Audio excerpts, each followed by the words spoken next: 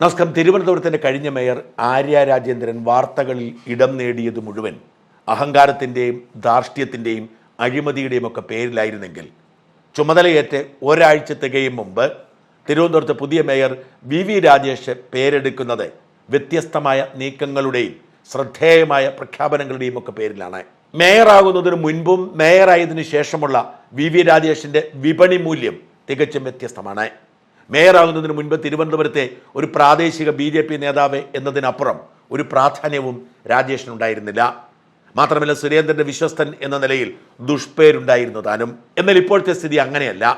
ആരെയും കടന്നാക്രമിക്കാതെ എന്നാൽ പറയാനുള്ളത് വ്യക്തമായി പച്ചയ്ക്ക് പറയുന്ന വി രാജേഷ് ആണ് വാസ്തവത്തിൽ സോഷ്യൽ മീഡിയയിലെ BJPയുടെ ഇപ്പോഴത്തെ താരം. ഇന്നലെ ഗോൾ അടിച്ചുകൊണ്ട് മന്ത്രി ഗണേഷ് കുമാർ രംഗത്ത് വന്നത് സ്വതസിദ്ധമായ പരിഹാസ ഭാഷയിലാണ്. എന്നാൽ ആ പരിഹാസത്തിന് രാജേഷ് മറുപടി കൊടുത്തത് എന്നേക്കാൾ രാഷ്ട്രീയ പരിചയമുള്ള, എന്നേക്കാൾ ജനങ്ങളെ അറിയാവുന്ന, എന്നേക്കാൾ വലിയ നേതാവ് എന്ന് വിശേഷിപ്പിച്ചുകൊണ്ടാണ്. വെല്ലുവിളിക്കാനല്ല ജനങ്ങൾ. അദ്ദേഹം എന്നേക്കാൾ കൂടുതൽ തെരഞ്ഞെടുപ്പിന് ജയിച്ചിട്ടുള്ള, ഞാൻ രണ്ടാമതായിട്ടാണ് തെരഞ്ഞെടുപ്പിന് ജയിക്കുന്നത്. അത് ഒരു വാർഡിൽ നിന്നാണ് ജയിച്ചത്. അദ്ദേഹം എന്നേക്കാൾ വളരെ മുമ്പ് എന്നെ ചെറുപ്പപ്രായത്തിൽ തന്നെ ജയിക്കുകയും മന്ത്രിയാവുകയൊക്കെ ചെയ്തിട്ടുള്ള പ്രഗത്ഭരായ മുഖ്യമന്ത്രിമാരോടൊപ്പം പ്രവർത്തിച്ചിട്ടുള്ള പാരമ്പര്യമുള്ള ആളാണ്. നല്ലൊരു രാഷ്ട്രീയ പാരമ്പര്യമുള്ള കുടുംബത്തിൽ നിന്ന ആളാണ്. അപ്പോൾ അദ്ദേഹത്തിന് എന്നേക്കാൾ കൂടുതൽ ജനങ്ങളുടെ വികാരം അറിയാം. അദ്ദേഹം സ്വാഭാവികമായിട്ട് ഒരു ഗ്രാമീണ മണ്ഡലത്തിൽ നിന്ന് ജയിച്ചു വന്ന ആളാണ്. അതുപോലുള്ള ജനങ്ങളുടെ വികാരം ജനപ്രതി എന്നുള്ള അല്ലെങ്കിൽ എൻ്റെ ഒരു കൗൺസിലറുടെ, ഒരു മേയറുടെ ഉത്തരവാദിത്വമാണ് പറഞ്ഞത്. ഇതാണ് രാജേഷിന്റെ ശൈലി.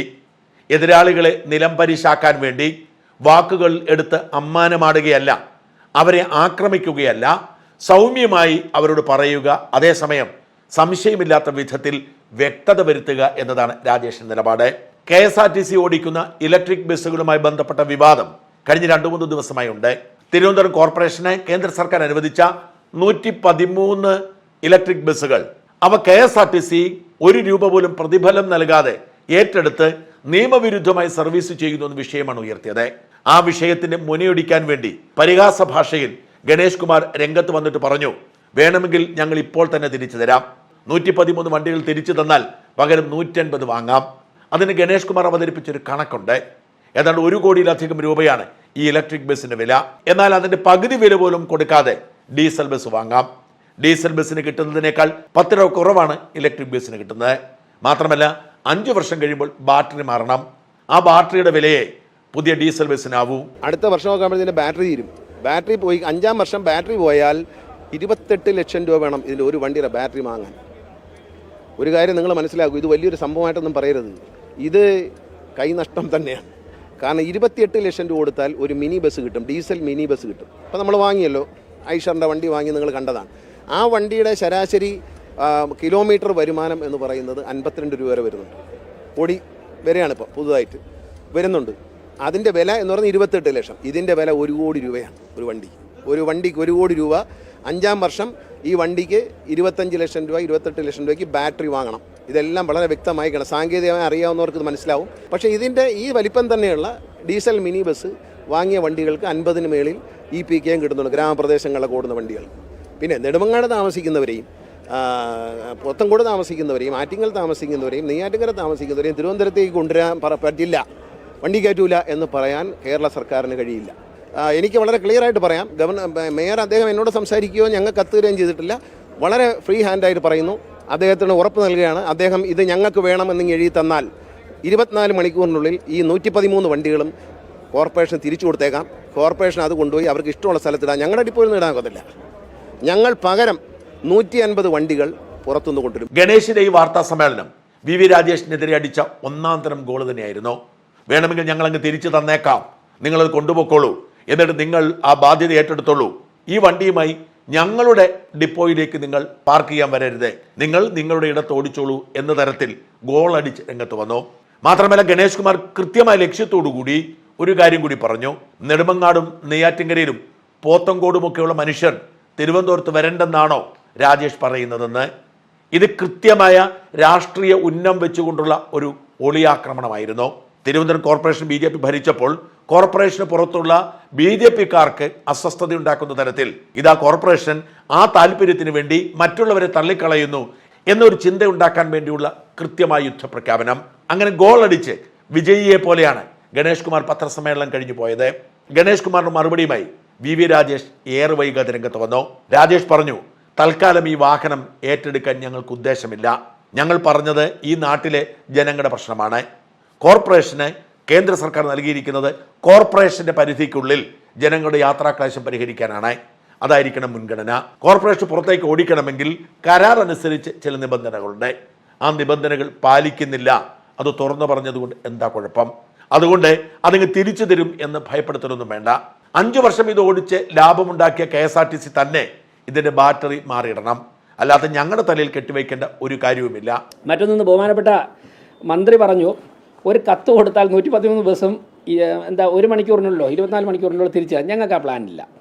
കാരണം ഈ ഇലക്ട്രിക് ബസ്സുകളെക്കുറിച്ച് അന്വേഷിച്ചാൽ നിങ്ങൾക്കറിയാം, അതിലേറ്റവും പ്രധാനപ്പെട്ട ഘടകം അതിൻ്റെ ബാറ്ററിയാണ്. ഒരു നിശ്ചിത സമയം കഴിഞ്ഞാൽ അതിൻ്റെ ബാറ്ററി മാറ്റണം. ഇപ്പോൾ എല്ലാ ബസ്സും ബാറ്ററി മാറ്റേണ്ട സമയമായിട്ടുണ്ട്.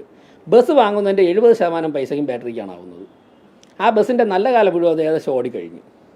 ഇനി ആ 113 ബസ് തിരിച്ചെടുക്കാനായിട്ട് ഞങ്ങൾക്ക് ബസ് തിരിച്ചെടുക്കണമെന്നോ ബസ് ഓടരുതെന്നോ മറ്റുള്ള സ്ഥലങ്ങളിലെ ആൾക്കാർക്ക് യാത്ര ചെയ്യേണ്ടെന്നുള്ള പോയിൻ്റൊന്നുമില്ല. അങ്ങയുടെ ഗവൺമെൻറ് ഗതാഗത മന്ത്രി, അങ്ങയുടെ മുന്നണിയുടെ മേയറും നേതൃത്വം നഗരസഭയുമായിട്ട് ഒപ്പിട്ട കരാർ നടപ്പിലാക്കണം എന്ന് മാത്രം. ഇല്ലെങ്കിൽ വിശ്വാസ്യത പോകില്ലേ? മാത്രമല്ല നിയമലംഘനം കൃത്യമായി ചൂണ്ടിക്കാട്ടുന്നു. ഇത് ആദ്യം പറഞ്ഞത് തങ്ങളല്ല, മുൻ മേയർ ആര്യ രാജേന്ദ്രൻ തന്നെയാണ്. ആര്യ രാജേന്ദ്രൻ കൃത്യമായി പറയുന്നു, കേന്ദ്ര സർക്കാർ കോർപ്പറേഷൻ നൽകിയ സാധനം കോർപ്പറേഷൻ KSRTCക്ക് അയച്ചതാണെന്ന്.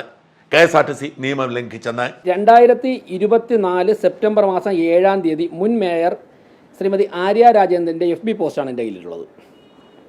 അതിൽ പറയുന്നത്, ഞാൻ തിരുവനന്തപുരം നഗരസഭയുടെ പ്രഖ്യാപിത നയമാണ് കാർബൺ ന്യൂട്രൽ അനന്തപുരി എന്നത്. ഞങ്ങൾ ആദ്യം പറഞ്ഞ പോയിന്റ്, നഗരത്തിലെ ജനങ്ങൾക്ക് ഏറ്റവും സുഗമവും കുറഞ്ഞ നിരക്കിലും ഗതാഗത സൗകര്യം ഉറപ്പാക്കുന്നതിൻ്റെ ഭാഗമായിട്ടാണ് തിരുവനന്തപുരം നഗരസഭ സ്മാർട്ട് സിറ്റി പദ്ധതി ഉൾപ്പെടുത്തി 115 വൈദ്യുതി ബസ്സുകൾ KSRTC സ്വിഫ്റ്റിന് വാങ്ങി നൽകിയത്. നഗരസഭ സ്വിഫ്റ്റിന് വാങ്ങി നൽകിയതെന്നാണ് LDF മേയർ പറഞ്ഞിരിക്കുന്നത്. അതിൻ്റെ ഭാഗമായി രൂപം കൊടുത്ത ഒരു ത്രികക്ഷി കരാർ വ്യവസ്ഥ പ്രകാരമാണ്, ഇതാണ് ത്രികക്ഷി കരാർ, ഈ വൈദ്യുതി ബസ്സുകൾ സർവീസ് നടത്തേണ്ടത്. എന്നാൽ KSRTC ഈ കരാറിലെ വ്യവസ്ഥകൾ ലംഘിച്ചതായാണ് പരിശോധനയിൽ കാണുന്നത്. നഗരപരിധി വിട്ടുള്ള സർവീസുകൾക്ക് നഗരസഭ വാങ്ങി നൽകിയ വൈദ്യുതി ബസ് ഉപയോഗിച്ചു എന്നതാണ് പ്രധാനമായും കാണുന്ന കരാർ ലംഘനം. നഗരസഭയുടെ പരിധിയും കഴിഞ്ഞ് സമീപ ജില്ലയിലേക്ക് വരെ നഗരസഭ വാങ്ങി നൽകിയ വൈദ്യുതി ബസ്സുകൾ യാത്ര ചെയ്യുന്നുണ്ട്. ഇതുമായി ബന്ധപ്പെട്ട മുഴുവൻ കാര്യങ്ങളും വിശദമായി പരിശോധിച്ച് ആവശ്യമായ ഇടപെടലുകൾ നടത്തുന്നതിലേക്കായി ബഹുമാനപ്പെട്ട തദ്ദേശ സ്വയംഭരണ വകുപ്പ് മന്ത്രിക്ക് നഗരസഭ പരാതി നൽകിയിട്ടുണ്ട്. സർക്കാർ തീരുമാനം വന്നതിന് ശേഷം തുടർ നടപടിയിൽ ഭരണസമിതി ആലോചിച്ച് തീരുമാനിക്കും. നഗരത്തിലെ അന്തരീക്ഷ മലിനീകരണത്തിൻ്റെ തോത് കുറയ്ക്കാനും നഗരവാസികൾക്ക് കുറഞ്ഞ നിരക്കിൽ ഫലപ്രദമായ പൊതുഗതാഗത സൗകര്യം ഒരുക്കുന്നതിന് ലക്ഷ്യമിട്ടുള്ള വൈദ്യുതി ബസ്സുകളുടെ സേവനം ആ ആവശ്യത്തിന് തന്നെ ഉപയുക്തമാകുന്ന നഗരസഭ ഉറപ്പുവരുത്തും എന്ന് തുടങ്ങിയിട്ടാണ് ആര്യ രാജേന്ദ്രൻ്റെ 2024 സെപ്റ്റംബർ 7 ഫേസ്ബുക്ക് പോസ്റ്റ്. അപ്പോൾ LDFൻ്റെ മേയർ തന്നെയാണ് ഇക്കാര്യങ്ങൾ അന്ന് തന്നെ ഉന്നയിച്ചുകൊണ്ടത്. അത് മാത്രമേ പറഞ്ഞുള്ളൂ. പക്ഷേ ഞങ്ങൾ വന്നപ്പോഴേക്കും ഈ കരാർ പാലിക്കണം. ഞാനിപ്പോഴും ബഹുമാനപ്പെട്ട മന്ത്രിയോട് പറയുന്നത്, ഈ കരാർ പാലിക്കണം. LDF ഗവൺമെൻറ്റിനോട് പറയുന്നത്, LDF ഗവൺമെൻറ് ഒപ്പിട്ട കരാറാണ്. LDFൻ്റെ നഗരസഭ ഭരിച്ചിരുന്നപ്പോഴാണ് കരാർ ഒപ്പിട്ടത്. അത് പാലിക്കണം. ജനങ്ങളുടെ ഭാഗത്തു നിന്നുള്ള ആവശ്യമാണ്. വാസ്തവത്തിൽ ഇതുവരെ CPMകാർ കെട്ടിപ്പൊക്കിക്കൊണ്ടുവന്ന ആ ഒരു തിയറി പൊളിഞ്ഞു പോവുകയാണ്. ഈ വിഷയം ആദ്യം അവതരിപ്പിക്കുന്നത് രാജേഷോ BJPയോ അല്ല, നേരെ മറിച്ച് മുമ്പ് ഭരിച്ചിരുന്ന CPM കോർപ്പറേഷനാണ്, CPMൻ്റെ മേയറാണ്. അവരിത് സംബന്ധിച്ച് മന്ത്രിക്ക് പരാതിയും കൊടുത്തിട്ടുണ്ട് എന്നാണ് പറഞ്ഞത്. ഇതോടുകൂടി ആ വാദം പൂർണ്ണമായി പൊളിഞ്ഞു. എന്നിട്ട് പറയുന്നു, ബാറ്ററി മാറാകുമ്പോൾ ഞങ്ങളുടെ തലയിലേക്ക് വെക്കണ്ട, അത് നിങ്ങൾ തന്നെ മാറിയാൽ മതി. പിന്നെ നിങ്ങളുടെ ഡിപ്പോയിൽ ഉപയോഗിക്കരുത് എന്നുള്ള ഭീഷണി അത് വേണ്ട. കാരണം കോർപ്പറേഷന് ഇഷ്ടം പോലെ സ്ഥലമുണ്ട്. 113 വണ്ടിയല്ല, 1000 വണ്ടി വേണമെങ്കിലും പാർക്ക് ചെയ്യാനുള്ള ഇടം. 113 ബസ് ഞങ്ങൾക്ക് തരാം, KSRTC സ്റ്റാൻഡിൽ ഇനി ഇടാൻ പറ്റില്ല എന്നൊക്കെ വാർത്തകളുണ്ട്. ഞാൻ അദ്ദേഹം പറഞ്ഞിട്ടുള്ള വാർത്തകളുണ്ട്. ബസ്സുകൾ KSRTC സ്റ്റാൻഡിൽ തന്നെ തന്നെയേ ഞങ്ങൾ കിടക്കുള്ളൂ. ബസ്സുകൾക്ക് നിർബന്ധമൊന്നുമില്ല. കോർപ്പറേഷൻ ഇഷ്ടംപോലെ സ്ഥലം വേക്കൻറ്റ് ലാൻഡുണ്ട്. അങ്ങനെ ഒരു ഘട്ടം വന്നു കഴിഞ്ഞാൽ 100 1000 ബസ്സൊക്കെ ഇടാനുള്ള സ്ഥലമൊക്കെ കോർപ്പറേഷനുണ്ട്. പക്ഷേ ഞങ്ങളിപ്പോൾ അത്തരത്തിലുള്ള ആലോചനയൊന്നുമില്ല. ഗണേഷ് കുമാറിൻ്റെ ഒറ്റ ഗോളിന് വാസ്തവത്തിൽ VV രാജേഷ് ഇരട്ട ഗോൾ അടിച്ച് പ്രതികാരം ചെയ്യുകയായിരുന്നു. ഗണേഷ് കുമാർ പത്രസമ്മേളനത്തിൽ കയ്യടി നേടിയെങ്കിലും അതിനെ പൊളിച്ചടുക്കിക്കൊണ്ട് രാജേഷിന്റെ രംഗപ്രവേശം ഇരട്ട ഗോളായി മാറിയതോടെ ഈ സംവാദത്തിൽ വിജയം രാജേഷിന് തന്നെയാണ്. അപ്പോഴും ഒരു ചോദ്യം ബാക്കിയാവുന്നു. ഒരു ഇലക്ട്രിക് ബസിന്റെ ബാറ്ററിയുടെ വിലയ്ക്ക് ഡീസൽ വാഹനം വാങ്ങാൻ കഴിയുമെങ്കിൽ പിന്നെ എന്തിനാണ് അധിക ബാധ്യതയുള്ള ഈ ഇലക്ട്രിക് ബസ്സുകൾ ഒരു ബാധ്യത പോലെ ഏറ്റെടുത്തത് എന്ന്. തിരുവനന്തപുരത്തെ കാർബൺ വിമുക്തമാക്കാനുള്ള നീക്കത്തിന്റെ ഭാഗമാണ് എന്ന് പറയുമ്പോഴും ഇത്രയും വലിയ ബാധ്യതയുടെ ആവശ്യമുണ്ടായിരുന്നോ? എന്തായാലും മന്ത്രി ഗണേഷും മേയർ രാജേഷും തമ്മിലുള്ള സംവാദത്തിൽ ഇപ്പോൾ ഒരുപടി മുമ്പിലെത്തിയിരിക്കുന്നത്, കൂടുതൽ കയ്യടി കിട്ടുന്നത് കൂടുതൽ ഗോൾ അടിച്ചിരിക്കുന്നത് വി രാജേഷ് തന്നെയാണ്.